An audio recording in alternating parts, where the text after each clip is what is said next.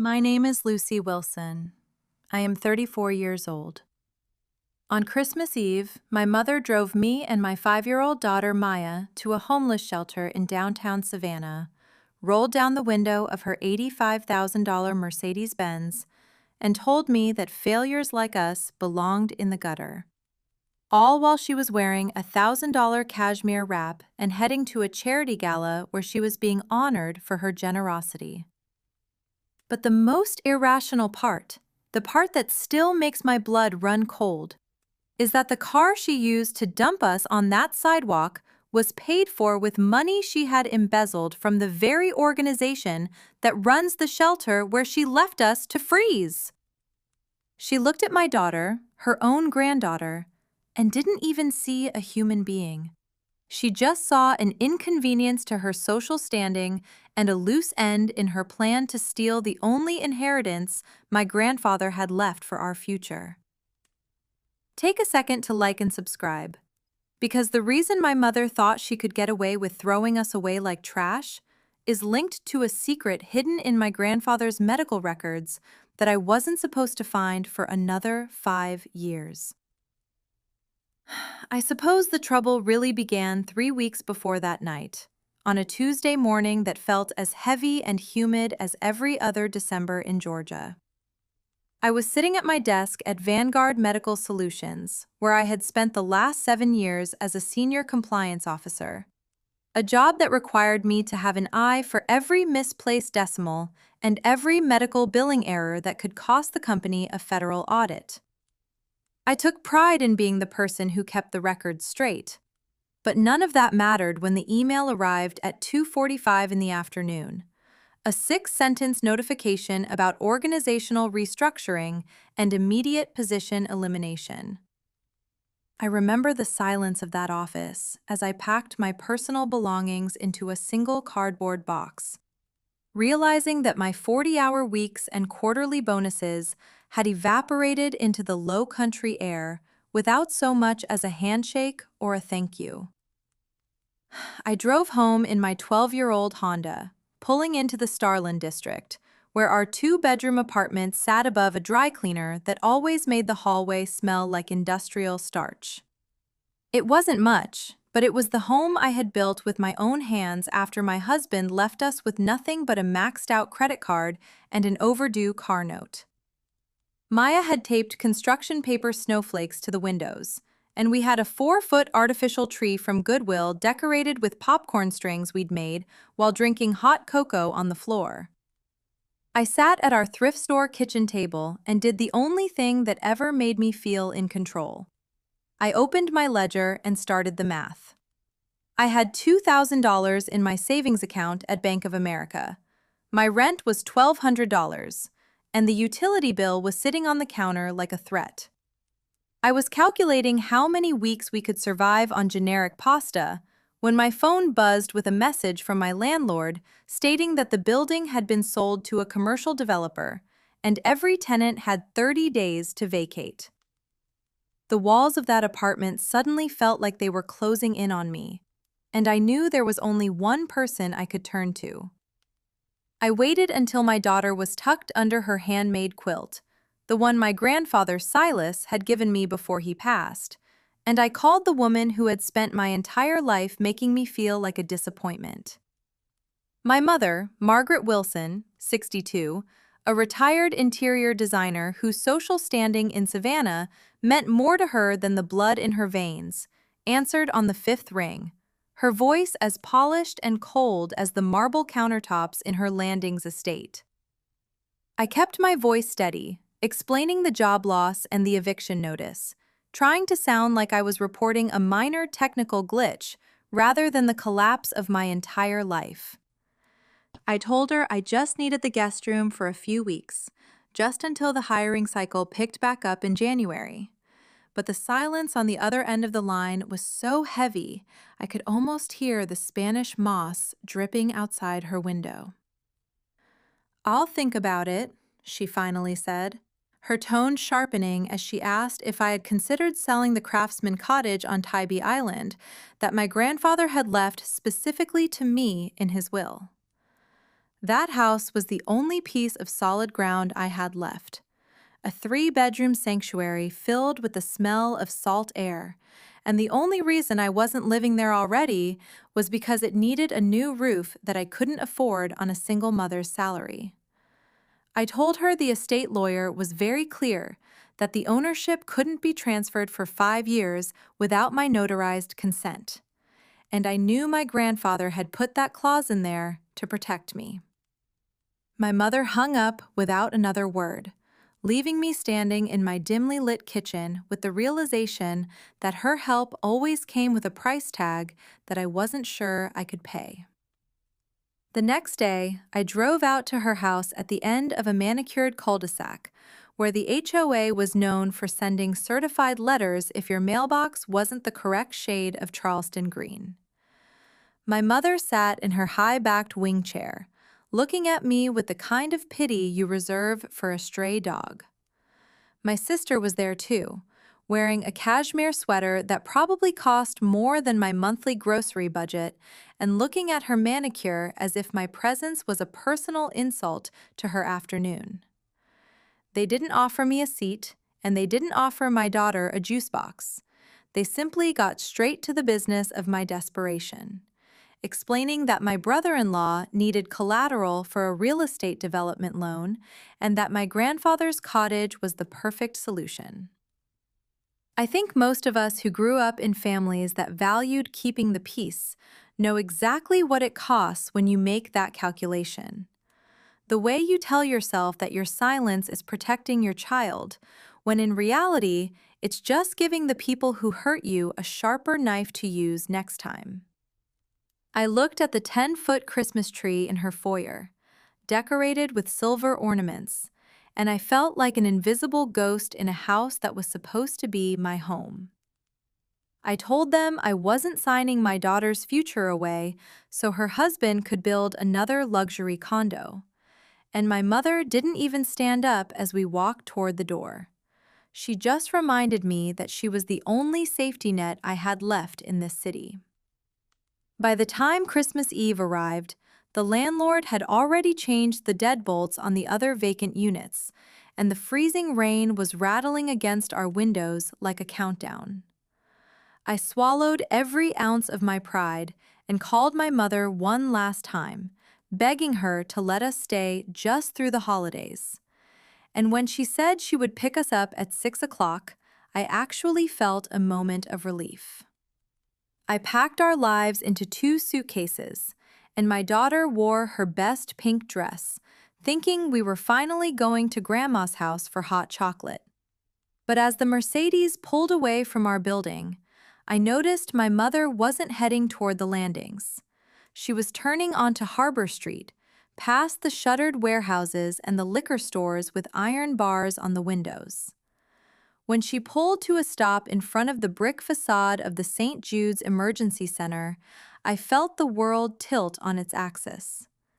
She didn't look at me as the child lock clicked open.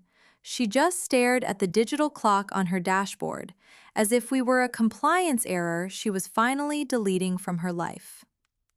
The rearview mirror caught the light of the neon sign above the door as she pulled away. The tires of that German-engineered luxury sedan splashing through a puddle of freezing Georgia rain and leaving us standing on a sidewalk that smelled of wet asphalt and exhaust fumes.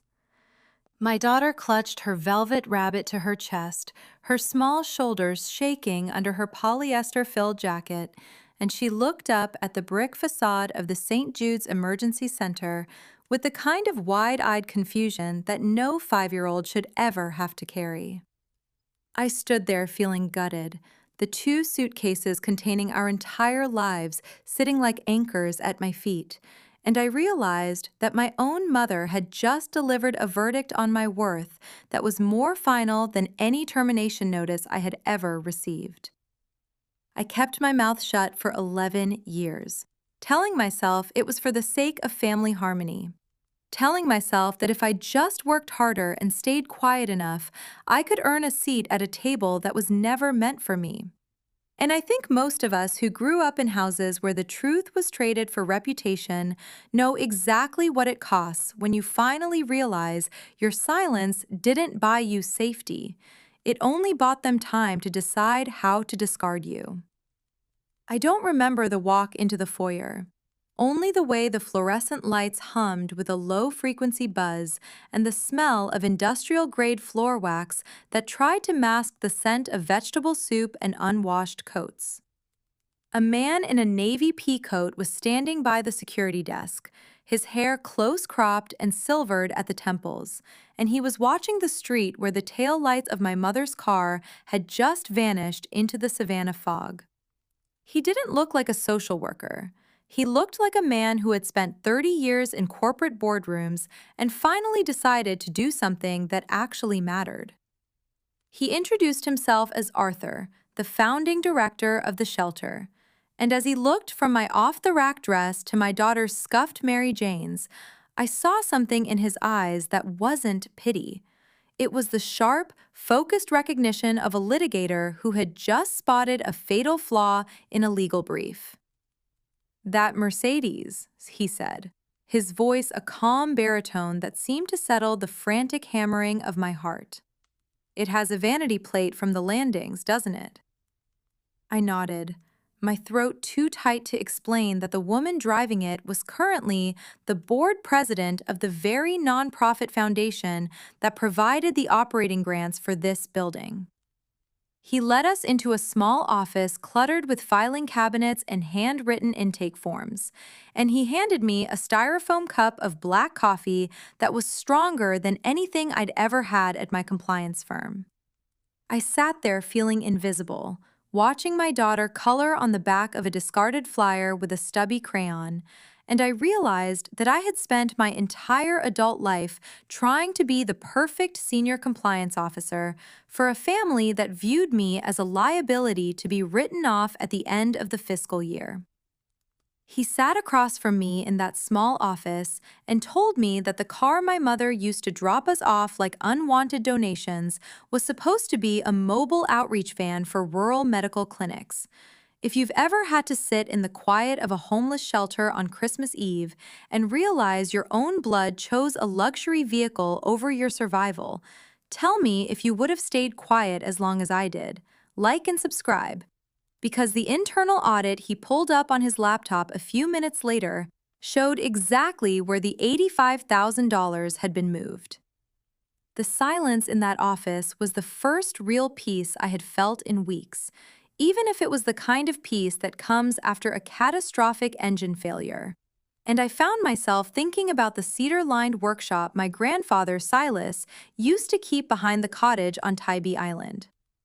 I remembered the way he used to keep a handwritten recipe card for low country boil tucked into the frame of the mirror, and how he always told me that the truth is like the tide. You can try to build a seawall against it, but it's always going to find the cracks in your foundation. Arthur leaned back in his ergonomic chair, his fingers steepled as he told me that he had been a founding donor of the Hope Harbor Foundation before my mother, Margaret, ever bought her way onto the board with a $50,000 contribution. He told me that for 3 years he had watched discrepancies appear in the annual reports, consulting fees paid to shell companies, and travel expenses that didn't match the outreach calendar. But the other board members were all her personal friends from the country club.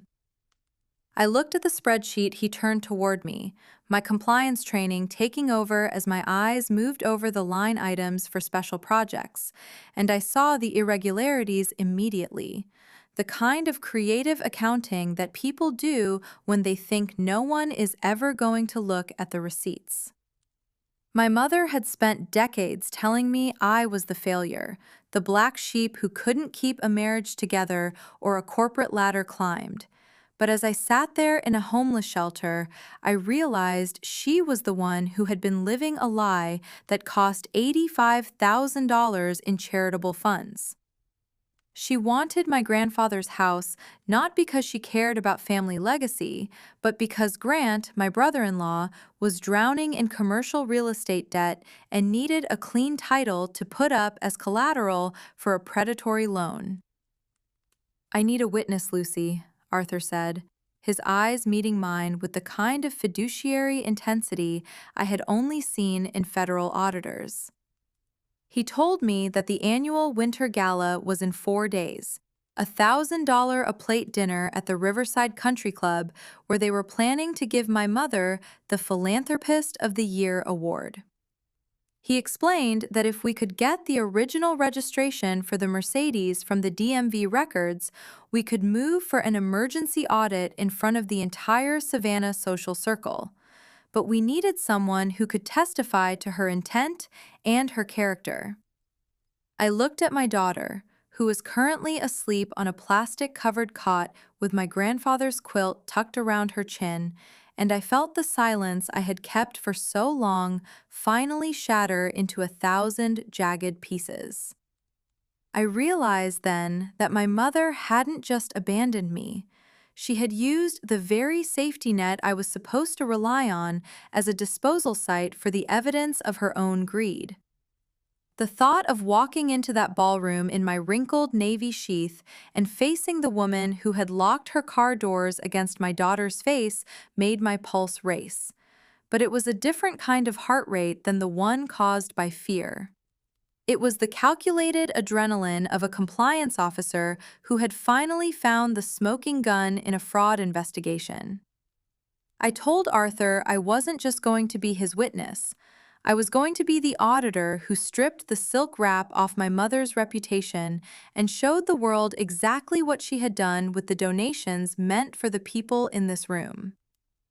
The morning light started to bleed through the wired glass window of the shelter, hitting the linoleum in long, gray strips, and for the first time in my life, I didn't feel like a victim of my mother's narrative. I felt like a woman who was finally taking back the ledger of her own life, ready to cross-reference every lie she had ever told me against the documented facts of who she really was. I knew the legal battle for the cottage was about to get expensive and ugly, but as I touched the frayed edge of the quilt, I knew that Silas would have wanted me to fight for the truth, and I was done being the invisible daughter who stayed quiet while the vultures ate the inheritance. The breakfast in the shelter's dining hall was a quiet affair of instant oatmeal and generic orange juice, a stark contrast to the Sunday brunches my mother used to host, where the mimosas were made with top-shelf champagne and the silverware was polished until it reflected the self-importance of every guest at the table. I sat there watching my daughter, Maya, carefully stir her bowl, her small face lit by the harsh fluorescent glow of the room. And I realized that most of us who have watched a parent get older know how quickly the people around them start making decisions as if the person is no longer in the room, treating their life's work like a portfolio to be liquidated rather than a legacy to be honored. My phone buzzed on the laminate tabletop, a cascade of messages from my sister Sloane that started with a plea for family unity and ended with the kind of sharp, calculated desperation that only surfaces when a lifestyle built on credit and appearances begins to crumble under its own weight.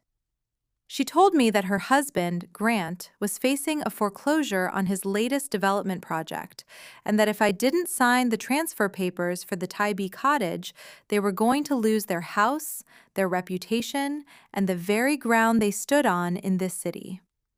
I didn't respond to her, and I certainly didn't tell her that I was sitting in a homeless shelter while she was worried about her country club membership.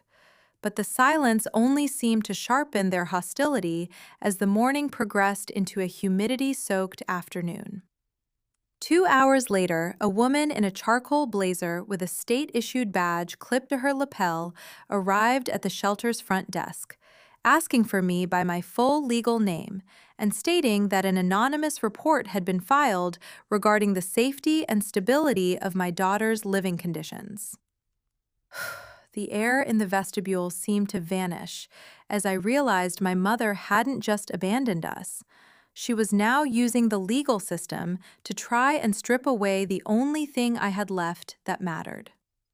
She had used the Hope Harbor Foundation's Community Concern Portal, a tool designed to protect the vulnerable, to flag her own daughter as an unfit parent, banking on the idea that my unemployment status and current residence would make the allegations stick in a family court. The social worker stood in that small, crowded hallway and told me that the report included specific details about my lack of a permanent address and my financial instability, implying that I was intentionally endangering my 5-year-old by refusing the generous support of my family. If that breaks something in you the way it broke something in me, tell me if you would have stayed quiet as long as I did. Like and subscribe. Because the IP address on that digital report was traced directly back to my mother's private study in the Landings.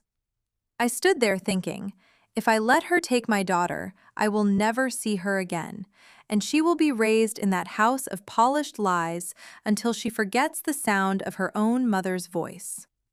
I think most women who have raised a family know this feeling. You see exactly what's happening. You've seen the manipulation for years, and you stay quiet because you tell yourself your silence is keeping the peace.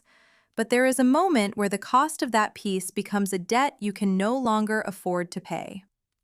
Arthur stepped out of his office, his presence acting like a circuit breaker for the mounting tension, and he calmly invited the social worker into the conference room to review the shelter's safety protocols and my daughter's school enrollment records. He spoke with the measured authority of a man who had seen every litigious trick in the book, reminding the state agent that a shelter is a legal residence, not a crime, and that my employment history as a senior compliance officer suggested a level of competence that the anonymous reporter had conveniently omitted. While they were talking, I sat on the low-slung bench in the hallway, my hands trembling as I scrolled through my email archives, searching for the scanned copies of the trust documents my grandfather had sent me before he died. I found a subfolder I hadn't looked at in months, labeled Silas, Final Wishes. And as I opened the PDFs, I saw a document I didn't recognize. A pre-filed quit-claim deed that my mother had tried to get him to sign while he was under palliative care at the St. Joseph's Hospice.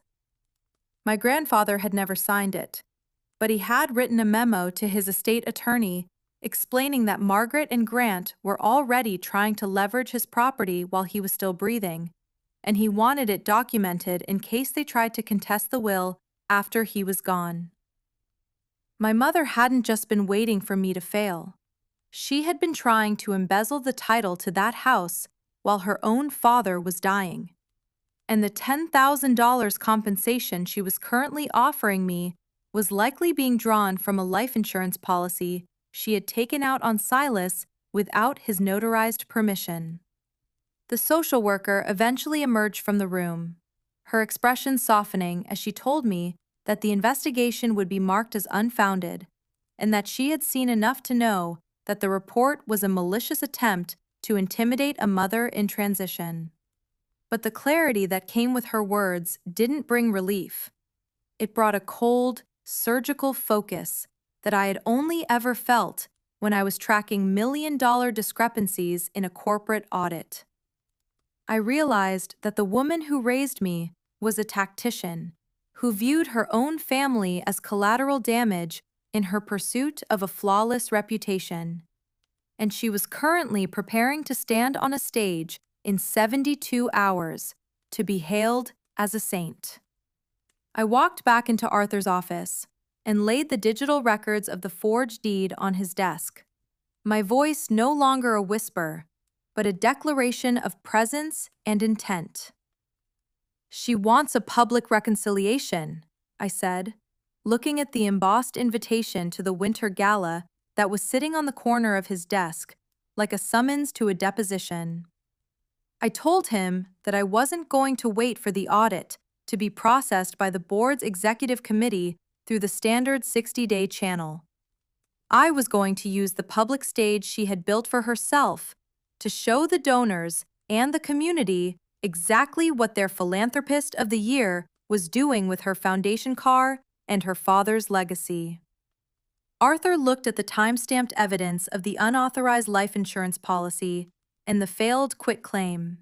And he told me that we didn't just have enough to stop her. We had enough to ensure she never held a seat on a board in this state again. We spent the rest of the evening cross-referencing the Foundation's bylaws against the DMV records we had pulled.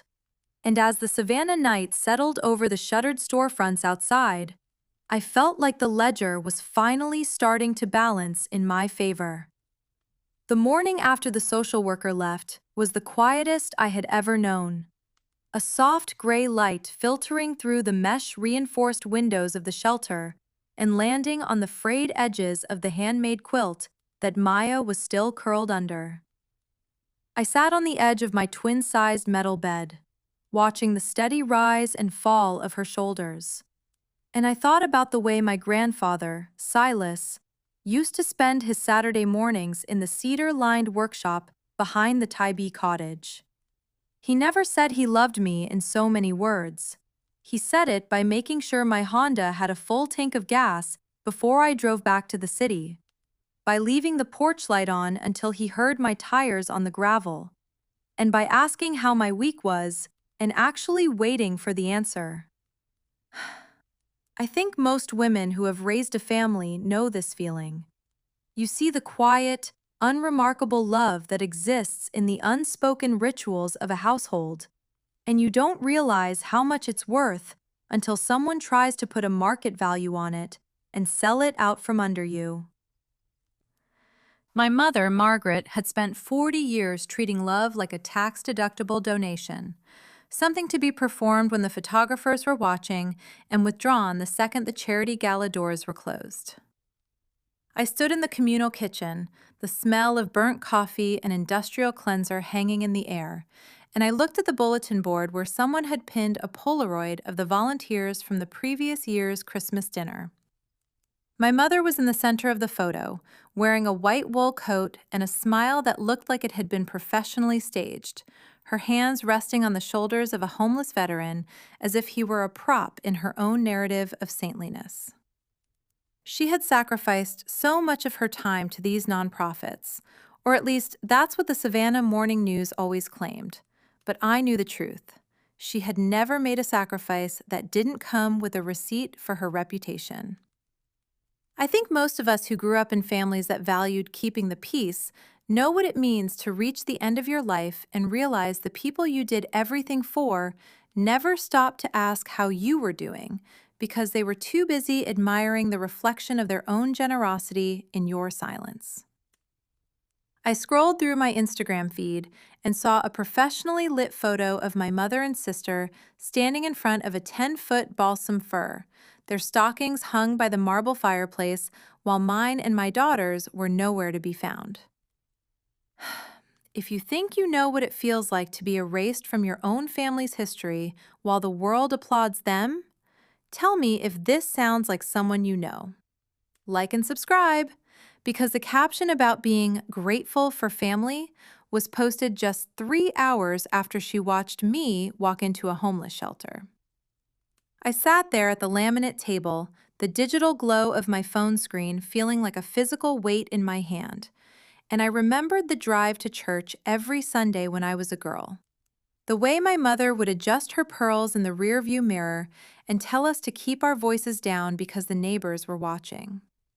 We were always the perfect family on the front steps, but by the time we reached the landings, the silence in the car was so thick you could have audited it. I stayed quiet for longer than I should have, telling myself that my patience was a form of strength. But as I looked at that photo of my sister, Sloane, holding a crystal flute of Prosecco, I realized that my silence wasn't a virtue. It was a subsidy for their greed. Arthur walked into the kitchen then, carrying 2 ceramic mugs of real French press coffee that smelled like a civilized world I had almost forgotten existed. He didn't ask me if I was okay. He just sat down and told me that the DMV records had been verified and that the original registration for the Mercedes was still in my mother's name, despite the backdated paperwork she had tried to file with the foundation's secretary. "She always had coffee ready when I came over," I said, my voice sounding like it belonged to someone else as I stared into the dark liquid. Not because I asked, and not because she expected anything in return, just because that was how she showed me I was welcome. I was talking about my grandfather, about the way he would sit in his rocking chair on the back porch and listen to the cicadas without feeling the need to fill the air with social climbing or financial gossip. He had worked 40 years for Social Security and his pension, a man of compliance and integrity, and the thought of my mother using his Tybee cottage to bail out her husband's failed commercial real estate ventures felt like a desecration of everything he had stood for. Arthur told me that he had known my grandfather, that Silas had once given him a small business loan when no one else in Savannah would look at a man with a vision for an emergency shelter. And I realized that the safety net I was currently sitting in was part of the legacy my grandfather had been building long before I was born. We spent the afternoon in a quiet, unremarkable tenderness, with Maya helping Arthur sort donated toys in the common room while I worked on a timeline of events for the board of directors. I found myself thinking about the way my mother's hands always looked, manicured, expensive, and sterile. And then I thought about my grandfather's hands, which were always stained with sawdust or salt water, hands that actually built things instead of just managing the optics of them. I think most of us who grew up in families like that know what it means to keep your mouth shut at the dinner table, not because you have nothing to say, but because you've learned that saying it costs more than the reputation of the people sitting across from you. But the winter gala was only 48 hours away, and for the first time in my 34 years, I wasn't afraid of the cost of the truth. I was ready to stop being the invisible daughter and start being the senior compliance officer that my grandfather had raised me to be. A woman who knew that the only way to fix a broken foundation is to tear down the walls of silence that were built on top of it. I looked at the navy sheath dress I had hanging on the back of the door, the only formal attire I had managed to save from the eviction, and I realized it didn't matter that it was off the rack or that the hem was slightly frayed. When I walked into that Riverside Country Club ballroom, I wouldn't be walking in as a victim looking for a handout or a reconciliation. I would be walking in as the authorized auditor of my own life, carrying a ledger that was finally, after all these years, reconciled and accurate. I tucked Maya in that night, the paper stars we had made earlier casting tiny shadows on the shelter walls, and I told her that we were going to a party in 2 days, not because we were invited, but because we were the only ones who knew the real price of the tickets. The morning of the winter gala arrived with a brittle frost that coated the live oaks of Savannah, turning the Spanish moss into silver lace that looked as fragile and manufactured as the reputation my mother had spent a lifetime cultivating. I sat at the shelter's intake desk, my senior compliance officer training guiding my hand as I organized the original vehicle registration and the time-stamped foundation emails into a slim black folder, treating each document like a piece of an insolvency report that was finally ready for external review. Most of us who have gotten a phone call that split our life into before and after know the kind of static silence that follows.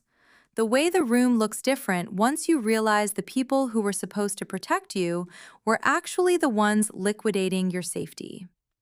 My mother, Margaret, sent one final text message at noon, a calculated invitation to meet her in the ladies' lounge of the Riverside Country Club 30 minutes before the award ceremony, promising me a cash cashier's check for $20,000 if I signed the quitclaim deed for the Tybee cottage in front of her personal notary.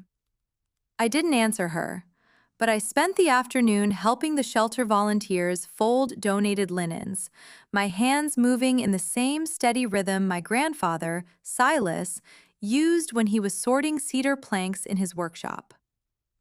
I think most women who raised families the way he raised me, quietly, steadily, without a single complaint, know what it means to reach a point where you realize that dignity isn't something you can buy at a charity auction or display on a mantle. It's something you keep in the marrow of your bones.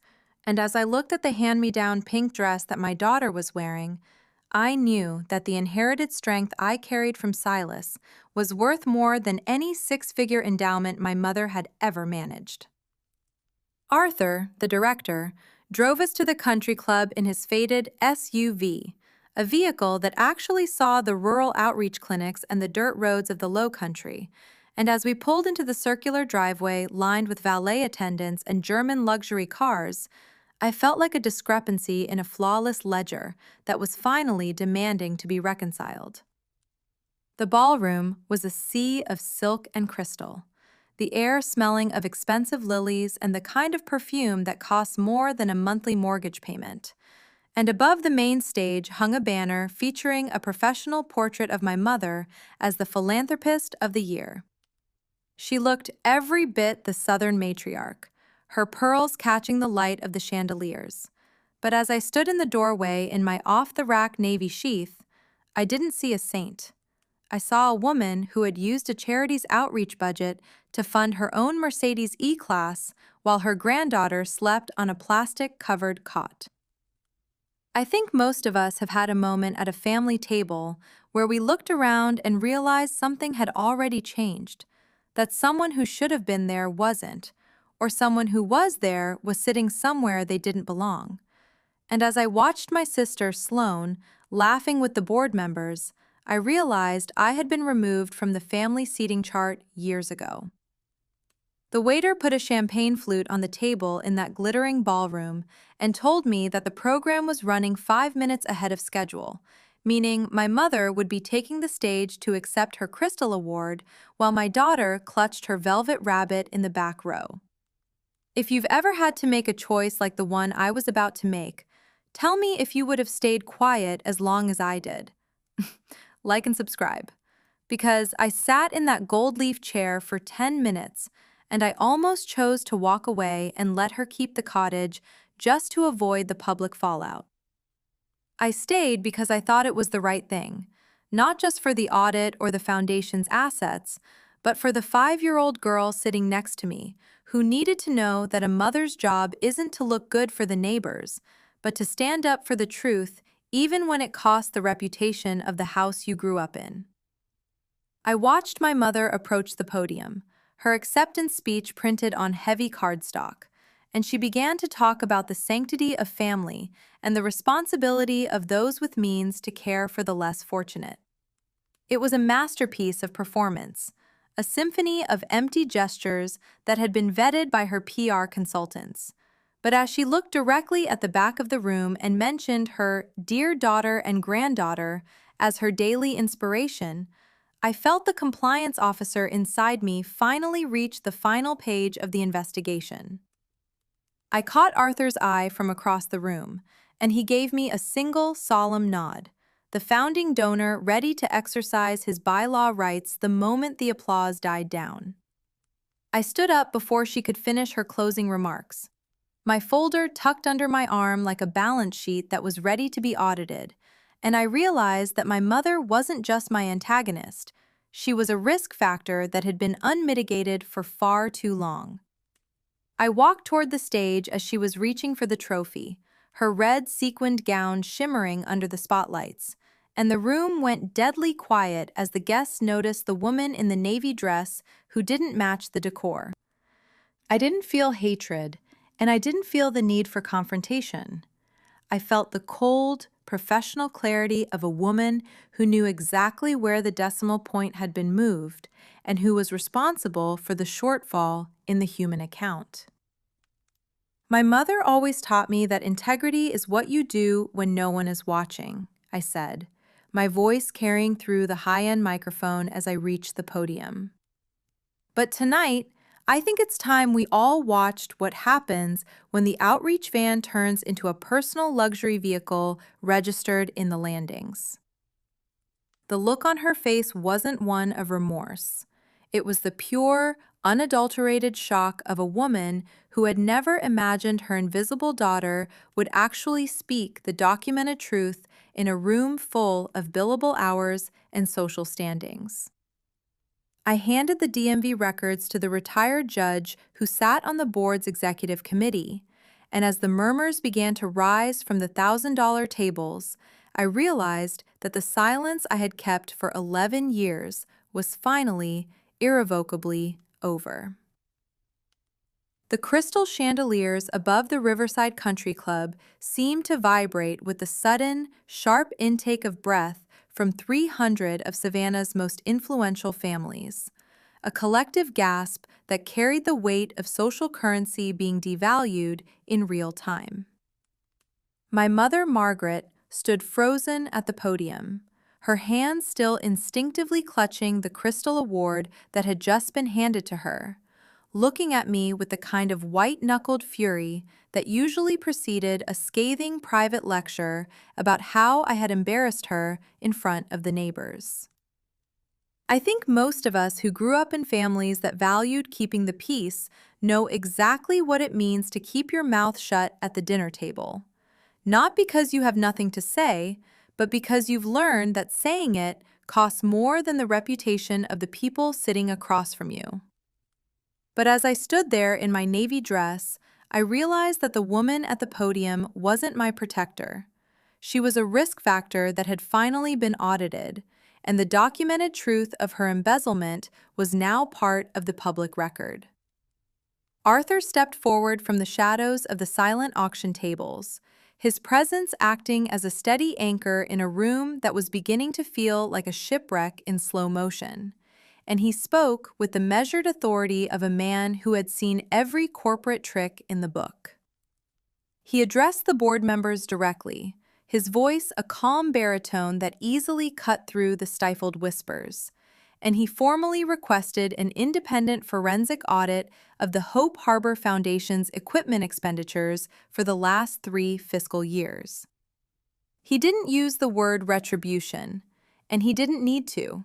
He simply mentioned that as a founding donor, his bylaw rights were unconditional when financial irregularities involving foundation assets were presented in a public forum. My mother's retired judge friend, a man who had spent 40 years on the bench in Chatham County, took the folder I offered and began to flip through the time-stamped emails and the unauthorized life insurance policy my mother had taken out on my grandfather. "This is a family matter, Arthur," my mother finally managed to say, her voice cracking as she tried to maintain the polished veneer of the philanthropist of the year. "And I think it's highly inappropriate to discuss our internal disagreements in front of these generous donors." She looked at the crowd, her eyes searching for the allies she had spent years cultivating with expensive brunches and handwritten thank you notes. But the silence she met was absolute and unforgiving. I think most women who raised families quietly and steadily know this feeling. You see exactly what's happening. You've seen the manipulation for years, and you realize that the performative love was just a placeholder for genuine integrity. I watched my sister Sloane slowly step back from the stage, her designer heels clicking on the hardwood floor as she distanced herself from our mother's crumbling reputation, her face a mask of terror at the prospect of losing her own standing in the Wilson family trust. "Grandma, why are you being mean to Mommy?" my daughter Maya asked from the back row, her voice clear and high as it carried over the stifled gasps of the Savannah socialites. And the simplicity of her question seemed to do more damage than any legal documentation I had provided. My mother looked down at her granddaughter, the child she had left at a homeless shelter on Christmas Eve to protect a real estate developer's bottom line. And for the first time in my 34 years, I saw her lose her script. She had no PR strategy for the innocent inquiry of a 5-year-old who had felt the cold rain of her abandonment. And as she stood there with her pearls shimmering under the spotlights, she looked smaller than the crystal trophy in her hand. I felt gutted, not because of her failure, but because I realized that she would still choose that award over my daughter's safety. even as the foundation was being audited right in front of her. The board members began to rise from their tables, the murmur of legal terminology and accountability filling the ballroom, as they realized that their own reputations were now tied to a board president who had embezzled $85,000 from an outreach budget. I think most of us who have watched an aging parent know the feeling of watching the dignity of a lifetime evaporate in a single moment of revealed greed. And as I looked at my mother, I felt a profound, unremarkable tenderness for the woman she could have been if she hadn't been so afraid of looking poor. I stood my ground as the retired judge announced that the winter gala was over and that the board would be meeting in the morning to discuss my mother's immediate suspension and the legal recovery of the Mercedes-Benz. The walk out of that country club was the longest of my life, the freezing air hitting my face as I carried Maya toward Arthur's SUV. But I didn't feel like the invisible daughter who had been discarded in the harsh light of the shelter.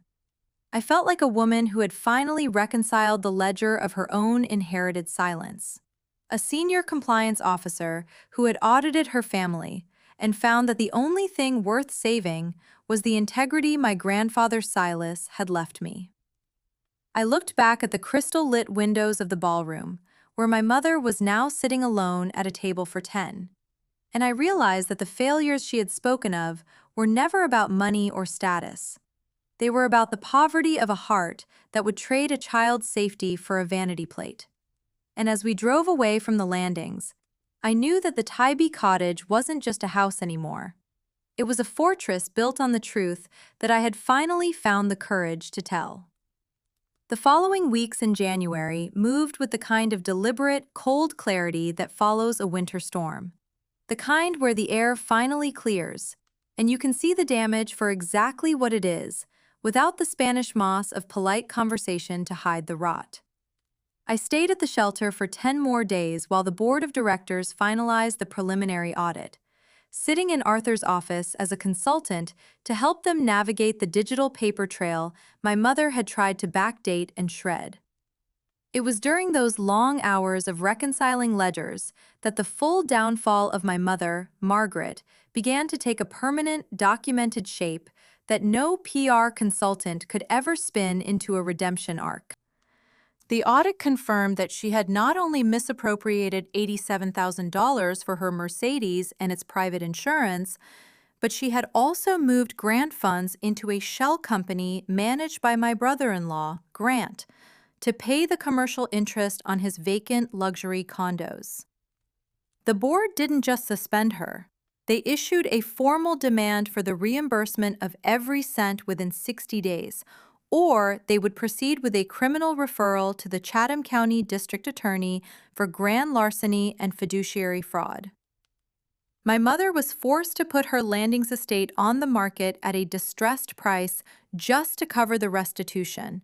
And as the for sale sign went up on that manicured lawn, I realized that the reputation she had valued more than my daughter's life had become her greatest liability. My sister Sloane called me on a Tuesday evening, her voice sounding gutted and unfamiliar as she told me that Grant had fled to California the night of the gala, leaving her with a divorce filing and a foreclosure notice on their Starland townhouse. I think most of us who grew up in families where the truth was a negotiable commodity know the feeling of a phone call that splits your world into before and after. The way you listen to the person on the other end and realize you no longer have the emotional capital to bail them out of a crisis they built themselves. "I'm not ready to sit at that table with you, Sloane," I told her, my voice steady as I sat in the shelter's dining hall. "Because I spent 11 years staying quiet while you watched her treat me like a compliance error. And I need to protect my daughter more than I need to rehabilitate your social standing." I think most women who have raised a family know this feeling. You finally reach a point where you understand that forgiveness isn't a debt you owe to people who harmed you. It's a boundary you build to keep the peace you finally found for yourself. I hung up the phone and walked back to our room, where Maya was packing her velvet rabbit into her princess backpack. and I realized that the failures my mother had projected onto me were just the shortfalls she had been hiding in her own moral accounts. My grandfather, Silas, used to say that a solid foundation doesn't care about the decor, it only cares about the integrity of the materials. And as we moved into the Tybee cottage at the end of the month, I felt the weight of his legacy finally settling into place. The foundation's community rehab grant, a program my mother had tried to defund, provided the contractors to repair the leaking roof and install the energy-efficient HVAC system that made the cedar walls feel warm for the first time in a decade. I accepted the full-time position as the lead compliance auditor for the Hope Harbor Foundation, a job with health benefits and a retirement plan that allowed me to be the person who ensured no one ever used an outreach budget for a vanity plate again. My mother had the Crystal Philanthropist Trophy, but I had the deed to a home where no one could ever make us leave. And as I watched the Savannah sun rise over the salt marshes, I knew that the justice I had found wasn't about retribution. It was about the reconciliation of my own worth. I realized then that I had never needed her approval to be a good mother or a successful professional. I only needed the courage to stop being invisible in the narrative she had written for me. I think most of us who grew up in the shadows of a powerful parent know what it means to finally step into the light and realize the vultures were only as big as the silence we gave them. I am no longer the daughter who crawls back for scraps of affection. I am the woman who audited the Wilson family legacy and found that the only thing of value was the honesty I refused to sell. And finally, for the first time in my life, the ledger is balanced and the account is closed. My daughter has her own garden now, a small patch of Tybee soil where we planted tomatoes and rosemary just like Silas used to do. And she doesn't ask why Grandma doesn't visit anymore. She just knows that her mommy is brave, and that being brave means telling the truth even when your voice shakes. And that is a legacy I am proud to leave her. I have my coffee on the back porch every morning now, and the only sounds I hear are the ones I choose to let in: the birds, the distant surf, the wind in the oaks. And I am not afraid of what the phone might say, because there is no one left to be afraid of. If this story meant something to you, share it with someone who needs to hear it today, and like and subscribe, because there is always someone sitting quietly in a house somewhere right now, holding something painful they have never said out loud. And maybe this is the story that helps them understand they are not alone.